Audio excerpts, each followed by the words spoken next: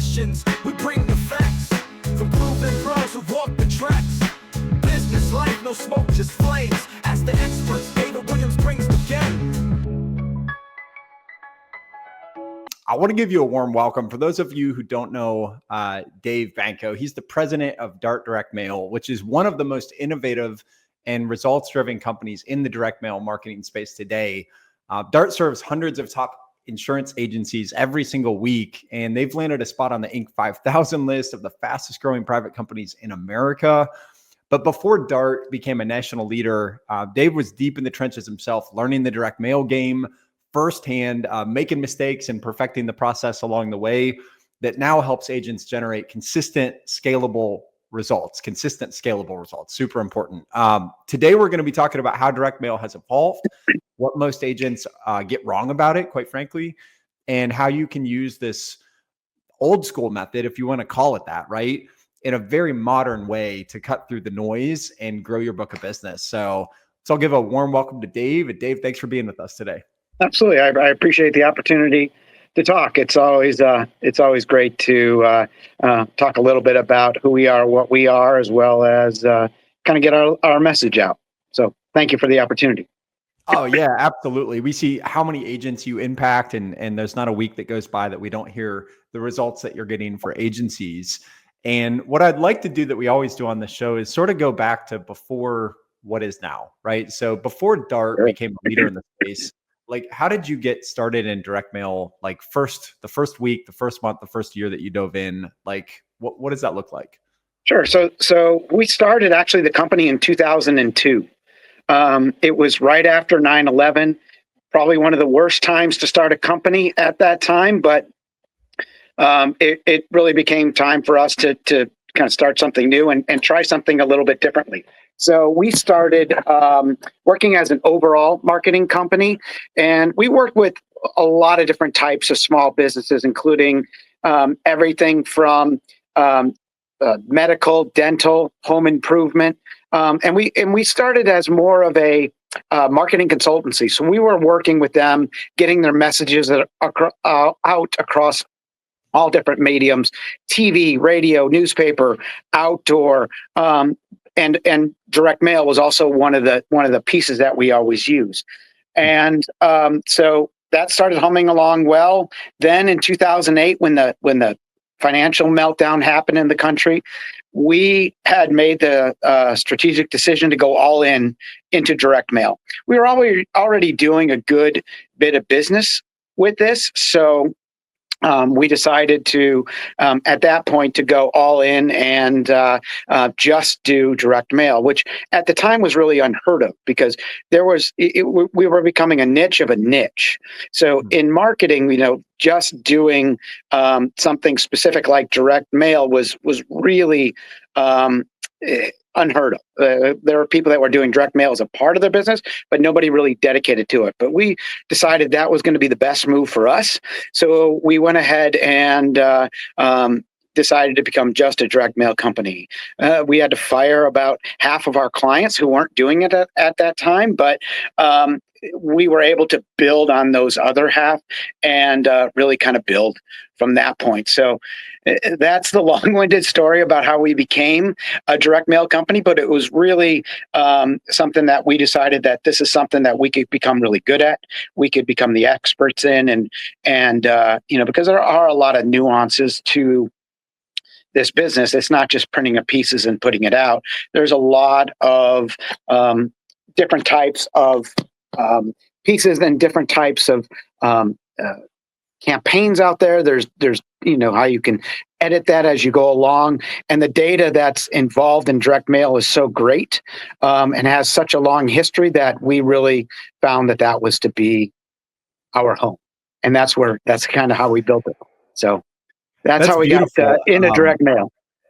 Yeah, and I think there's like an underlying lesson in that I heard as well, which is like where everybody's trying to be the jack of all trades. You guys went deep on this one thing, and we had a conversation with, I believe it was, oh geez, see my name recollection 3 months back is not that strong, but we had a very, very high producing agent on here. He's like, I think for agencies, they need to find their niche too. If you're the everything, we do this, we do that.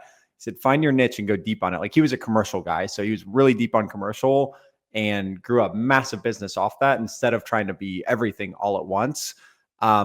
Which kind of leads me to my next question, which is, what originally kind of pulled you into the insurance industry specifically? So at the time, we were working with a lot of different sectors. So we were working, like I mentioned before, in a lot of the different types of small businesses. And we received a call one day, and it was from the Southeast office of Allstate Recruiting. They were working with their corporate, but weren't finding success through their mailings, and really wanted to get a different opinion. So we brought to them a way of recruiting through letters that ended up quadrupling what they had done in their efficiencies before. Finding better ways to target, finding better messaging, creating those messages, and really getting those out to the right people at the right time. And we kind of built on our experience that we had before with other recruiting companies, and it worked out really well. And this was probably 2013, 2014, and we were really producing well for the Southeast. So within a year, we were then working with all of the different markets across the country, and even started working with corporate. And it became one of those things where, well, you did this for the recruiting side. What can you do after we sign them up? Like, for the most part, they go through training, but a lot of their business is going to be done after they finish the programs, right? And after they get into the meat and potatoes of the day-to-day. So how can you help them too? And that's where we started piloting a program that we thought might be fun and interesting to do, and testing and retesting and enhancing and then getting it back out. So that's how we got into the agent side of things. And to kind of wrap that whole story up, just last year, the woman who had called us, whose name's Cecily, from Allstate, is now part of the DART team. So she liked it so much that 10 years later, she came on board with us too. So that's kind of a fun little story. Oh, that's amazing. But that's how we got into insurance. It was really a need-based thing, but we were, asked to perform, and we did, what they thought was a good job. And so that's how we got into it and got rolling in it. Wow. So you guys have been involved with them for a long time. That's awesome. And then that's not what I would have expected at all, doing like a recruiting campaign via direct mail. And then like, wow, you guys are pretty good at this. What else can you do? And all of a sudden it's like, well, home, auto, like product line, help support the agent. So that's amazing. And what do you most remember about those early days of direct mail? Like what was working then that still works today? Some of the common themes that, have kind of carried through for the entirety of the operation. It all boils down to data, and direct mail has been evolving as well. And there's lots of other pieces that can be put into direct mail that can just keep that kind of that flow going to the entire industry. But it always boils down to data. Data has always been super important. Back in the early days when we were doing it, it was a lot more of a saturation approach, is what we call it. And it was more like hitting entire areas and seeing what sticks. But data has become more enhanced as the longer that we have put it out, or the longer that the industry has been out, I should say. So it's really moved. The biggest seismic shift is the ability to target, and the amount of data that's out there for people really allows people to really hyper target on down to the individual person or individual homeowner, which has become the key standpoint. So people aren't just putting out massive amounts of campaigns; they're really using it as a hyper targeted way. And still, direct mail is the only way to hit every single home in the country.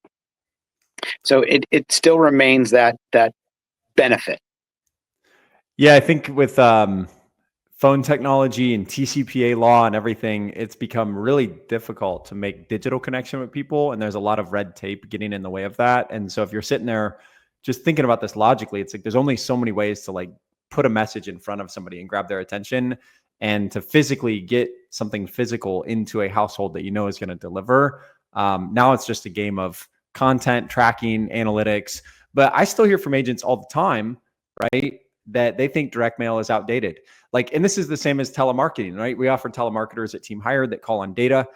They're extremely successful. We have agencies building their entire book off of it. But I can talk to an agent who's like, that doesn't work. That's a broken model, right? Mhm. So same thing on that side. I'm sure you hear it sometimes as well. Why do you think that agencies have that impression? Like, what's happening there to where an agent's just like, no, direct mail doesn't work? And Right. and what do they have wrong? What are they missing where, they're like, it's dead. It's 2025, direct mail is dead. And you're literally over here helping scale hundreds of agencies with it. Like, what do those agents need to understand that would get them to maybe open up to the idea and be like, oh, well, maybe it's not dead. What are they missing? Well, direct mail is kind of like the dinosaur that won't die. And, it's been outdated really since TV came in. They were saying, oh, nobody's going to do direct mail. TV's here. Nobody's going to do direct mail because now we've got the internet. Nobody's going to do direct mail because now we've got all these digital capabilities, right? I mean, but really it's the only one to survive. And to be honest, we love when people think that direct mail is dead. We love when industry publications come out because it creates less noise in the mailbox. The simple fact is that mail is delivered every single day. Well, now 6 days a week, but and people still go to their mailboxes. So when I mentioned before about it's the only way to hit every single household, everybody who is here has a mailbox or access to a mailbox, which means we have access to them. Combining that with the data is great. And the less noise in the mailbox, the better our pieces are going to perform. So, that's one kind of thing that a lot of people don't really think about with direct mail, that it is going to be here. It's not going away. And it is, and if used correctly, it can be excellent for just about any type of business that's looking to target a specific person. And one thing that direct mail does that really all the other broadcasts, including digital mediums, don't do is it leaves you with something. You have something tangible in your hands. The tail to direct mail is what we call it, which is just basically the time that people are responding is months and sometimes years. We've seen campaigns that have still been delivering responses 6-12 months after we've mailed those homeowners, because they keep it, they file it away, they stick it on the fridge, or they do something with it. They stack it on their their nightstands, and then pick that up months later. Sometimes when they have that need, and we're like, well, I'm gonna give this company a call that reached out. They'll wait for, maybe they're not on their last straw of their with their existing company, or they are they have a bad experience and they're like, you know what, that's it, I'm done, and they're looking for something else. And that piece, if they have an interest in it, sticks around. So, we hear all the time, well, my wife gets the mail or my husband gets the mail and it immediately goes into the trash, right?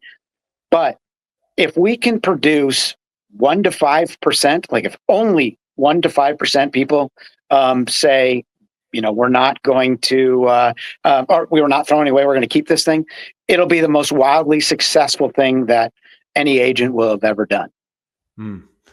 No, that's an amazing fact. It's just a fact. And you see it all the time. We've done that. We've held on to a piece of, something that we needed done. And it actually was like forcing us to do it. It was like, well, we had to do that anyway. And like, here's this company falling in our lap that handles that. Like, I guess we'll just call them.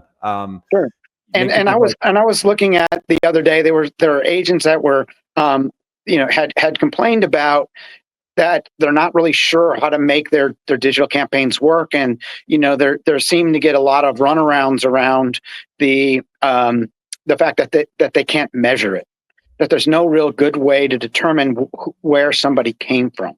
So one of the things that we've did right from the start, so DART is actually an acronym, and it's an acronym for digitally accurate response tracking. So we've gone all in on the idea. I mean, since 2002, we've been in this is tracking all the responses and giving the clients full access to that information. So what we do is we have a pretty sophisticated call tracking system, and that call tracking system will track and digitally record every single phone call generated only from the mailing pieces. So what we do is we supply a phone number that they can own, that's only printed on the mailing pieces, and that phone number directly forwards to the agent's office. So there's no call center or anything like that. But in the background, and it's handled like a regular call, but in the background, we are gathering their names, addresses, phone numbers, of course, and a digital recording of the call, which is super valuable to the agents because we put all the cards on the table. There's no fluff here. There's nothing that we can hide from. Response is right there. And so that they can see at any given point everything that we can see. Absolutely. And how often do you run into a situation, Dave, where maybe the metrics are all right? They're getting plenty of call-ins, they're getting the traffic. Do you ever discover a shortage on the sales team where maybe they aren't closing the proper way? Or it happens. And unless they have every one of their agents on the calls are perfect, then there's always room for improvement. And that's where it really becomes an enhanced type of thing that agents can use, because they can listen to actual phone calls. So instead of like role playing, or instead of, really looking at, simulated circumstances, these are real live calls that they can use. And then they can then evaluate and then retrain specific people, because they can have good calls and they can have bad calls. They can play, the good calls and see how things should be handled, but also pick out the points that maybe one of their team members, could have done better with, and do some retraining, and have that with live data rather than just, the simulated. Yeah, that's massive. And the fact that you guys build and bring in that infrastructure, I've only worked in one company that did that, and they did it for themselves. And it was a lot of work to have to build that system, set up the tracking numbers. We didn't even have the call recording, so that wasn't even something we thought about. But I love that you guys bring in that infrastructure, so it's not just throwing stuff at the wall and seeing what sticks. It's more of like a calculated approach. And that brings me to my next question, which is like, let's say somebody's never done direct mail with you guys before. Can you just walk us through what a successful campaign build looks like? What's involved? What do you need from an agent? What process are they going through? How long does it last? Like, just kind of start to finish. What is the first experience with Dart typically look like when you're just walking up to the table saying like, hey, we want to launch a campaign? Yeah. And we do that. We do that a lot. A lot of our clients are first time mailers. Like, they don't really know how to do it. So our approach is more of the, let's work together to figure out what's the best for you, and let us handle the details from there. So the first places to start is who to go after. And a logical place for whether it be a big agent or a scratch agent is going to be right in their own backyards, right where they're known in their communities, where they may have done other things. They may have kids in sports leagues or anything like that. So that's where we're initially first say where we start. And so the next place to start is looking at the agent's database. Where have they been going before? Where are they doing a good job currently? What are they doing to where are their customers currently coming from? And so we'll look at, we'll help them look through the data and look at zip codes that they're having a lot of policies in. We'll look at where they're doing the most amount of policies per person. But those are the two things that we generally start out with. And then we have lots of agents that also have access to closing information from a corporate standpoint. So they can tell, maybe if they're scratched, they're not going to have existing clients. So they need to go somewhere. So somewhere for them is going to best be with their with their closing rates if they have access to it. So they can see what areas they're most competitive in as far as premiums. They can look at where there's better closing rate by item. So they can look up, where autos have their best closing rates and things like that. So that's really the third type of tier to growing, and we also throw in what we call the local knowledge, the on the ground knowledge. Where are if let's say an agent is more competitive premium wise in newer homes, where are the new homes going up? Have you driving? Where are the new communities going up? And things like that they can think, all right, these I think are really good target areas. So we work with them, but starting of who to hit is always the first realm where we get started. That makes complete sense. And then the creative process is it sort of up to the agent if they want to have full rights and access to say, hey, we're gonna give you exactly the content we want, or do you guys come in and say like, hey, don't do that, like this is a template we need to follow, or is it somewhere meet in the middle and it's like you come up with the first idea and we'll revise it? I mean, what does the creative process look like with you guys? So creative, we are doing all of that information here. So we will create customized, excuse me while I adjust the phone a little bit. But we are creating customized pieces for each individual agent. So we are going to start with information about them. Like we'll look at their Google reviews to highlight which ones of them that are putting them in the best light. We are putting their customized agent teams. We think it's a big advantage to making a face-to-face contact, even if it's in print. So we really want to make them feel, like they're creating that personal connection with it, and nothing does that better than a letter. Absolutely, and I have this burning question about artificial intelligence, because now that you're talking about personalization, I am curious if AI is something that you guys are looking at that could be integrated to maybe even personalize things deeper or help with analytics or parts of that. So I'd be curious what Dart's kind of concepts are for AI right now and what that looks like that you're allowed to share at this point in time. So absolutely, we're happy to do that. So AI is really becoming the root of what we do. Everything from our marketing to picking out better areas we're sticking a lot of data into AI, and it's helping us help the agents to pick their specific zones to choose, as well as where our biggest impact that AI is doing is on the call response. So what we have put into place, and it's evolving as we go, but AI is actually taking the phone conversations, the recorded phone conversations, and scoring them. So an agent can say, let's say if they have hundreds of calls and they're not going to take the time to listen to every one of those calls, they can have the AI agent score each call. And it looks at things like, did the agent introduce themselves? Did they talk about the name of the agency? Did they create rapport? There's all these different metrics that AI looks at by analyzing the audio from the call and then scores that. And this is all free that we offer to the agents so that they can see exactly who's doing what is their scores per agent. And where AI is going to be going in this is going to be rerouting calls to specific agents potentially that handle specific customers the best, and all doing it instantaneously. So if an agent, let's say, has a team in Dallas and has a team in Houston, that AI can not only route the calls to, from Houston to the Houston office, but also do it to maybe the person who's most suited or best suited to handle that call. So there's a lot of metrics on here that it's going to be able to do. So, AI is kind of like this growing animal that everybody's learning about, and nobody knows exactly where it's going to go. But it is also becoming one of the most intriguing methods to how business is being done nowadays.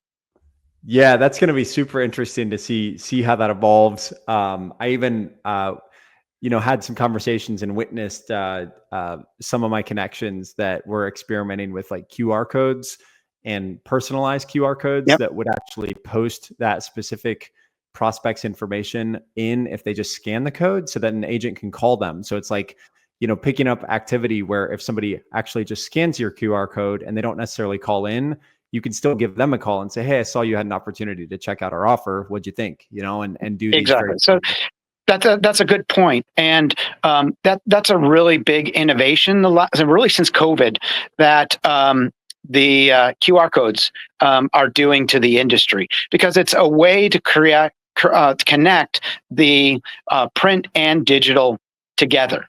So, most people, especially in 2013 to 2020, there was just what's called static QR codes. And static QR codes are just a conduit to send them to a specific website, which is still the majority of what people do. But there's now technology for QR codes called dynamic QR codes.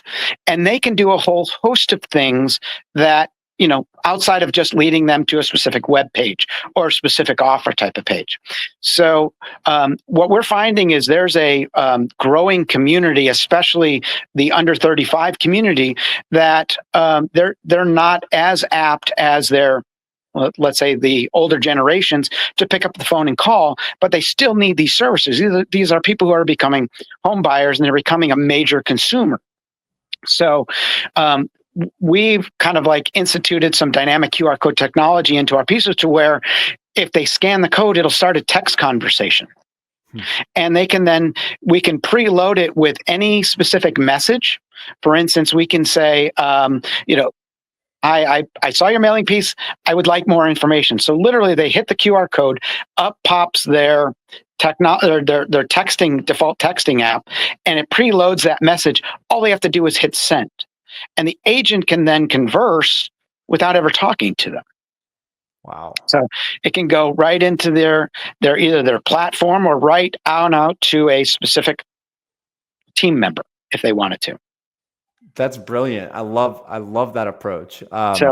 Yeah, dynamic QR codes are so much fun. Now you can download PDFs. You can have them, load up into a database that you can then track their phone numbers from. I mean, the reporting mechanisms on those are incredible.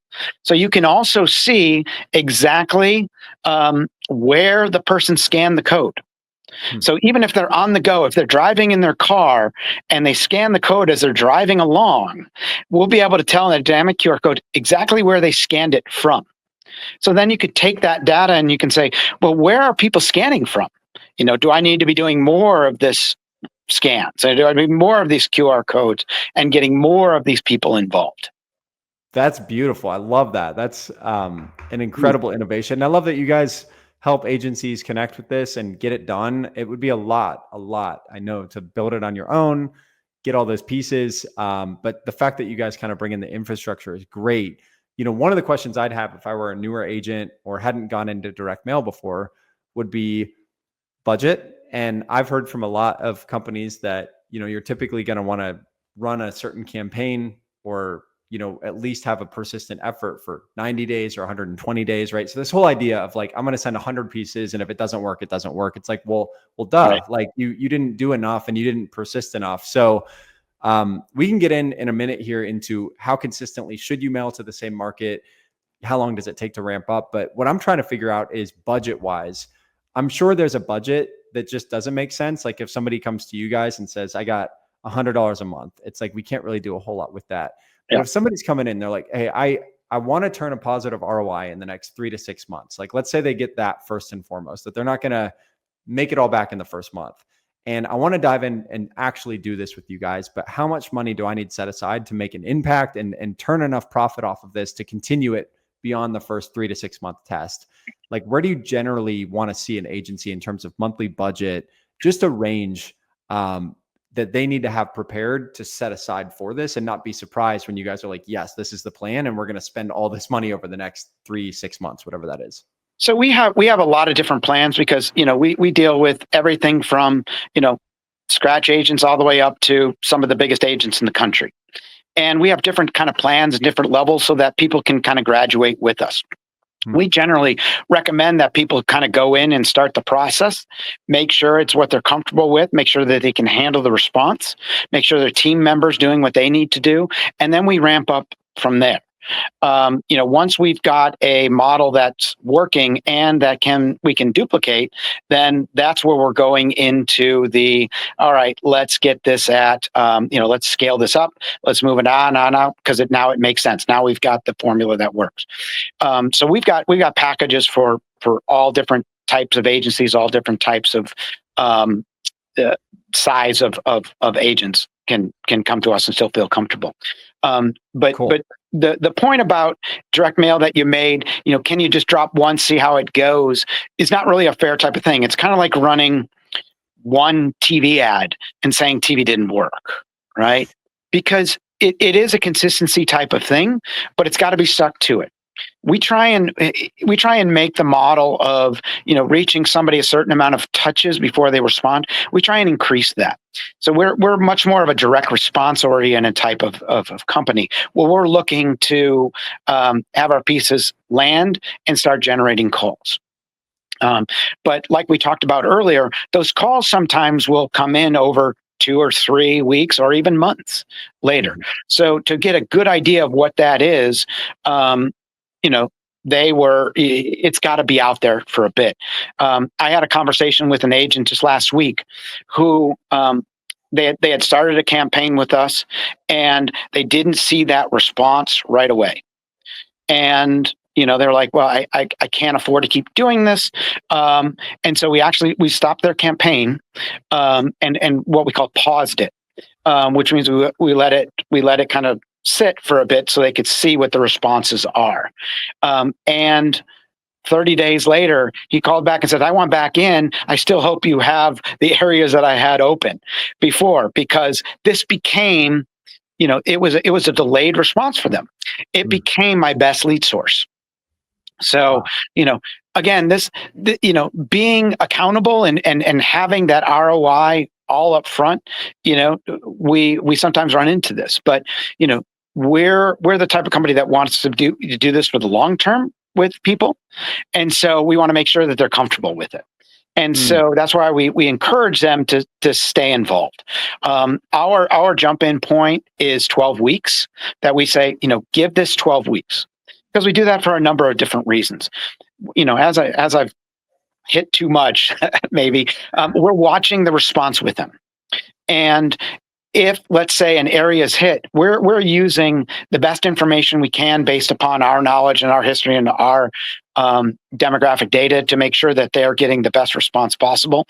But sometimes it takes a change of message, it takes a change of who we're going after, and maybe even takes a change in the design of the piece.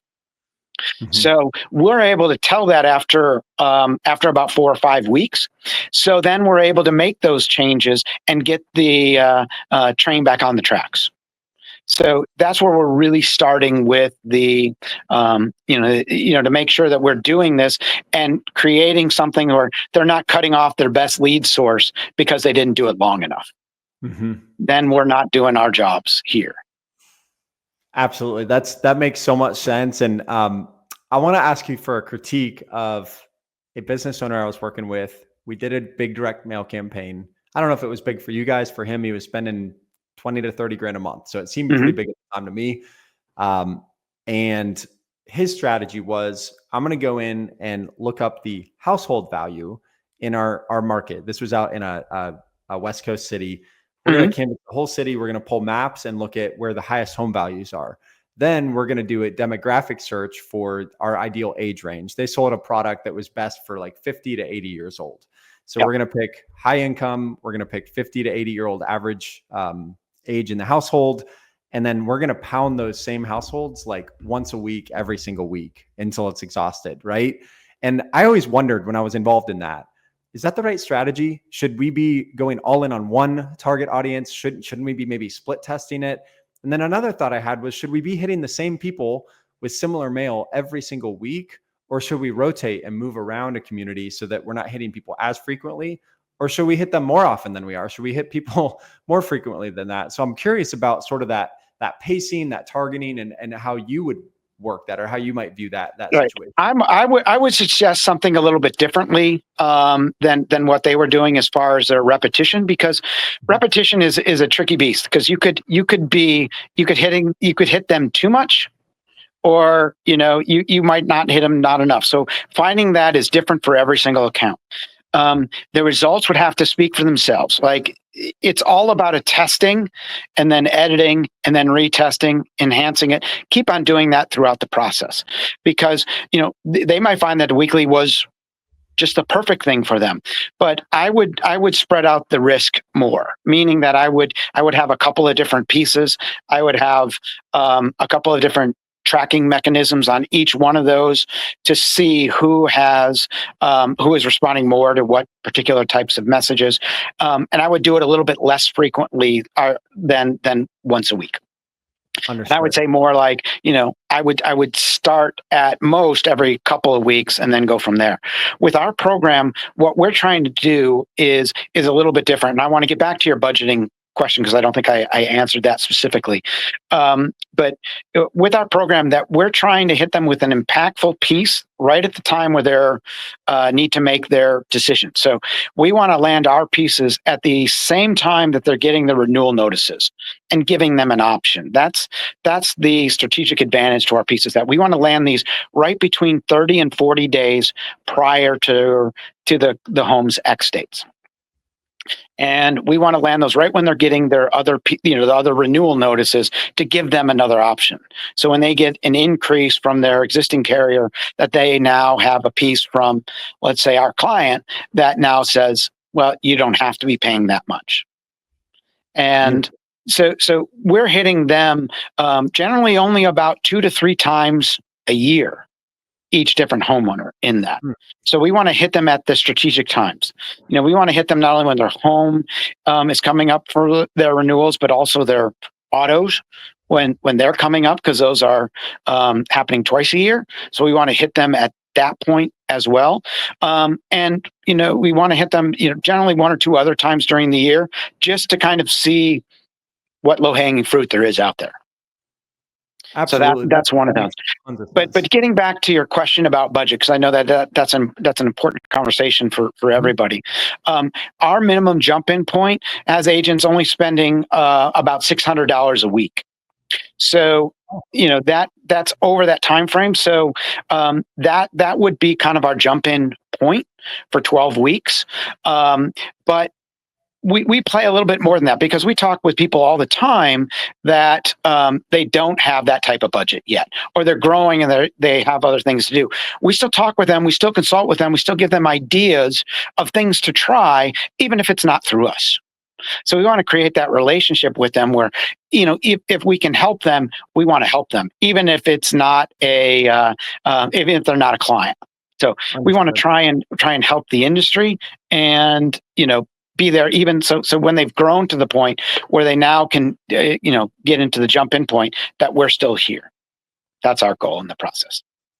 That's beautiful. Thank you for that. And that's, even 600, right? Like, that's not a whole lot to jump in. It's not like they got to have $4,000, $5,000, $6,000. Like some of these other things, you got to have that in the bank to run it. But that's a very modest entry point. So that's good.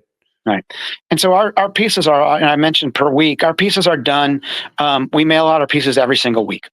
So we're mailing them out every week, because that's the only way that we can really land in homes during that 30 to 40 day window. So we're not doing it by month or by, just big drops, but we're actually, doing them every single week, which allows the agent to budget. So if an agent has to mail monthly, then they have a big outlay right up at the beginning of the month that they have to have stretched till the end of the month. Ours, they could start the program, start to get those response even before maybe their second or third mailing payment is due. So now that we have them, that they're generating revenue as they're also making marketing investments. And do you have these agencies or do you help them generate data that might have phone numbers attached to those homeowners? Yep. So we can do what's called an append process, which is adding phone numbers and email addresses. The phone numbers are cell phone numbers.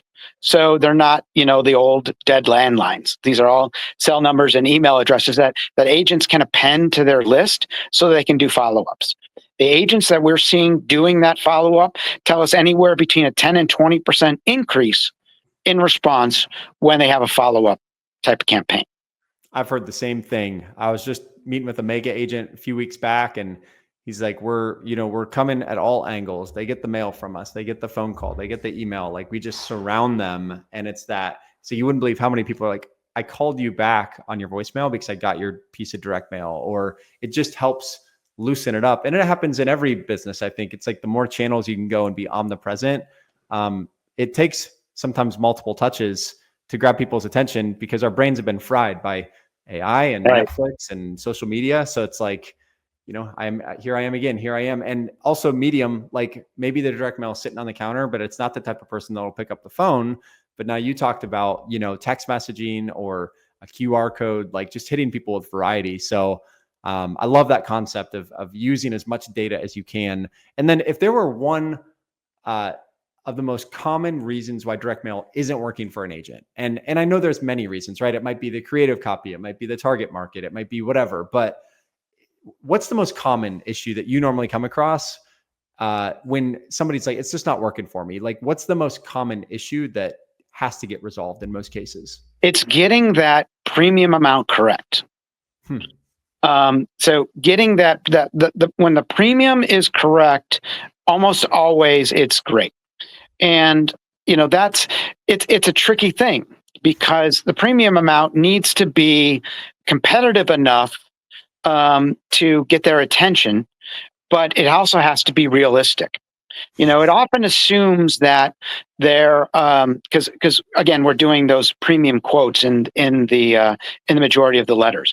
So it needs to be achievable, but we're making some assumptions. We're assuming that they have great credit and they have no prior claims, and they're doing the multi-policy and all the other discounts that are available. And we're assuming that they have a newer roof and things like that'll get that premium rate down. But we also work with the agents to help them try and get over that. Like, is this what my premium is actually going to be? Well, no, we need to run your specific information because we are only using public data that we could find on you to come up with this. But we wanted to give you an idea. Let's come up with your total quote here. So that's getting that to work. If that's too low, if it's too aggressive, if we're saying their rate is $200 annually, and it's actually $1,200, that's a problem because people think, well, they're just trying to bait and switch me. So we want to be still in the ballpark of where about they're going to be. So finding that for each specific region and each specific zip code and each individual homeowner is challenging. But we've got to. That's where when we adjust those things through the process. Again, if you're dumping once a month, you don't have time to change week 3 and 4. With us, we can change it, as we're going along. Beautiful. So, I absolutely love like the amount of support that you guys provide and the depth, just the pure depth of really analyzing it, getting premiums accurate on a piece of mail and working through that with an agent, helping them with the targeting, tracking the calls in, split testing. I mean, that's a whole college degree on its own, right? Understanding that science. So it sounds like you guys actually come in and walk an agency all the way through that. And I'm sure you have some super savvy owners. And we're working with them. And a lot of times we're the ones pointing out what's working well and what's not working. So we're monitoring that response with them. So we're telling them, hey, this zip code is really doing well. This one is not. Let's do less in that one that is not. Let's find more that are like the one that's performing better and switch that up mid-campaign. So we can do all of that throughout their run with us. Beautiful. Well, it kind of leads me to my final piece here, which is I definitely want to give you a moment before we wrap up, just to let our audience, whether they're watching the rerun or they're listening on podcast or watching us on YouTube later, where can they get a hold of your company, Dart, and where can they engage with you guys? Because I'm sure there's going to be a lot of agencies that want to connect with you after this. Absolutely. Well, the easiest way to find out a little bit more about our program, to see our pieces, is to go to DART, DART mailings, MAILINGS.com. There they can see all the different types of pieces. They can even show a little recap video of our process and how it works and what we can do, and really kind of dive down in as much as possible. They can reach us through there. They can always give us a call here. Our number here is 770-428-8851, or they could send me an email. My email is dbanko at dartdirectmail.com.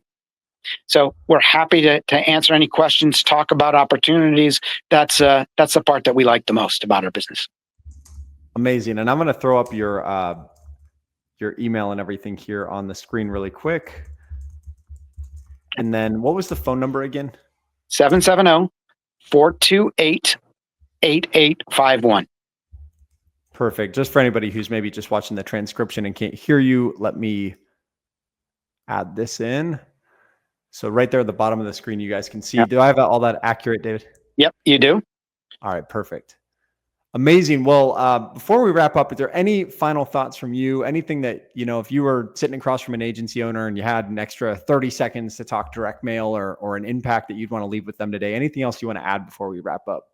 Yeah, I would like to add two different things. And one is, don't assume that, something that can be working really well isn't. And, always look at the data, always test, and always enhance, and retest again, re-enhance again to where you get it. Because we're not satisfied with what we do at any given point. We are always trying to be the innovator. We are often copied, but if we are constantly innovating, we will always be followed. And so we want to be the ones that are leading that. And I would encourage any agent, no matter what they're doing, whether it be media or whether it be trying out new products or new HR strategies, is to, be open to testing, learning, enhancing, and then finding the best way to do just about everything. Awesome. Well, you are just a wealth of knowledge, and you guys run such a clean and upstanding company. I really appreciate the way you guys hold yourselves and the standards you hold for yourselves and how you deliver. The results that you guys have gotten speak for themselves, but thank you so much for coming on with us today, Dave. And I hope the audience, I'm sure, has gotten a ton of value out of this, and look forward to future collaborations with you, and anything we can do to support you as well, just let us know. But thank you very, very much for your time today. Absolutely. And we appreciate you letting us be a part of all this today. 100%. Thank you very much. And to our audience, thank you for showing up for another weekly episode of Ask the Experts. We'll be back here next week, same time, same place, in the Insurance Syndicate group on Facebook and restreamed on YouTube. So you guys have a great rest of your week. Thank you so much for your time. And David, we'll see you on the next one. Thank you. Thanks.